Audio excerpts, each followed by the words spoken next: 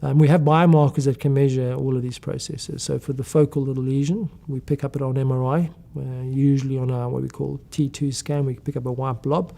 And if it's acute, we can pick up blood-brain barrier damage using gadolinium, a contrast agent. We pick up the gradual worsening of the condition, the end organ damage I refer to, using brain volume and other metrics for volume loss. And we also can pick up soluble markers now. There are quite a few inflammatory markers that you can measure using panels of cytokines, for example, in the spinal fluid. And when you damage axons and neurons, you release their contents, and we pick that up using neurofilament level. So we have quite a lot of ways of monitoring this disease process. So how do we treat multiple sclerosis? So to treat MS, there are two approaches. We have so-called disease-modifying treatments. So these are treatments targeting the inflammatory pathogenesis of this disease. And then we have treatments to treat the consequences, the symptoms of the problems that arise. And now there are a large number of treatments, and they've emerged over the last 25 years. We started off with so-called immunomodulatory therapies. That was interferon beta and glutarin acetate. And these probably had pleiotropic effects and weren't associated with much immune suppression, but they weren't that effective. And then we moved on to a generation of oral immunosuppressive therapies, and we've now moved on to some very targeted biological, mainly monoclonal antibodies. And these categories have just got more and more effective with time. So we've got quite a lot of choice now. How do we use these treatments? So I like to think about treatment strategies. So most of the therapies are so-called maintenance treatments. They're given continuously, and when you stop them, the MS comes back. So it doesn't really alter the underlying immunopathology. We then have induction treatments. So induction is when you give a potent, usually a chemotherapeutic type agent that depletes the immune system, and then you put them on an immunomodulatory treatment afterwards to keep the disease in remission. That's not used much. It's most commonly used in France, where they would use something like mitoxantrone, a chemotherapy agent, to deplete the immune system, and they would continue it with interferon beta or glutarin acetate.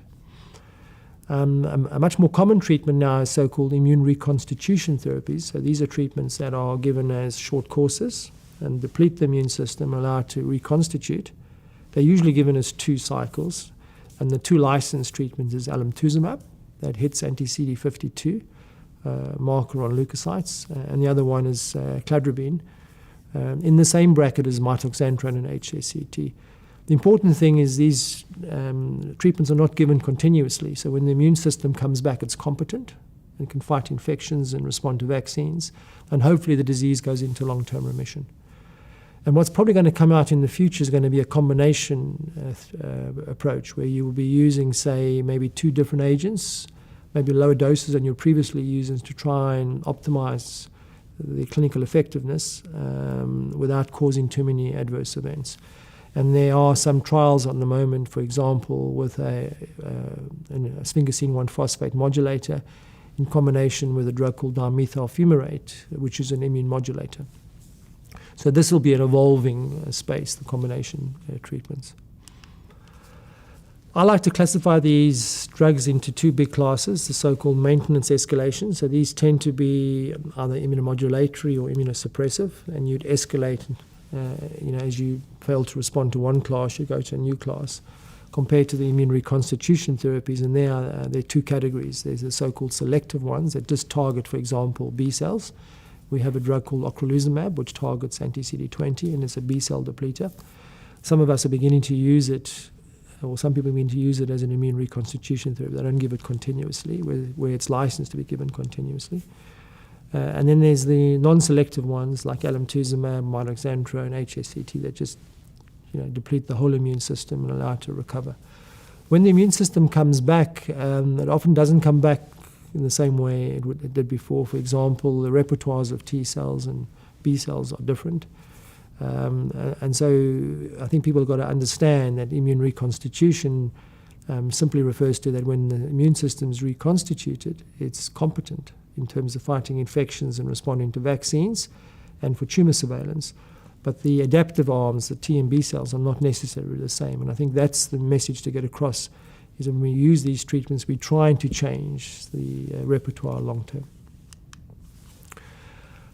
How do we use these treatments? Well, it's patient choice. I don't think there's anything specific to guide this. Some people like maintenance escalation because it's less risky. Some people prefer immune reconstitution therapies because it gets at the heart of the pathogenesis. And I think you just have to profile individual patients and take personal factors into account when deciding about these strategies. There are differences between the two. Immune reconstitution therapies are irreversible. So once you've had them, you can't reverse them, which some people don't like. The risk is also front-loaded. It's much higher when the immune system is depleted, whereas the maintenance therapies, the risk accumulates with time, particularly if they're immunosuppressive. You get immunosuppressive complications with time. And I think that's the big debate we're having at the moment, is between the maintenance or continuous immunosuppressive drugs versus the immune reconstitution therapies and short-term immunosuppression. And I mean, when you start discussing the consequences of long-term immunosuppression, a lot of patients are now electing to be treated with immune reconstitution therapies rather than the continuous ones. Another factor that differentiates them is safety in pregnancy. This disease affects young people.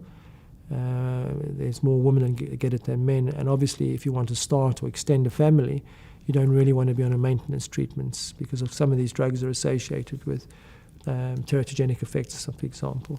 So this is where the immune reconstitution therapies are more favorable because they're in and out of the system quite quickly. The disease hopefully is in remission and you can fall pregnant safely without having the drug on board.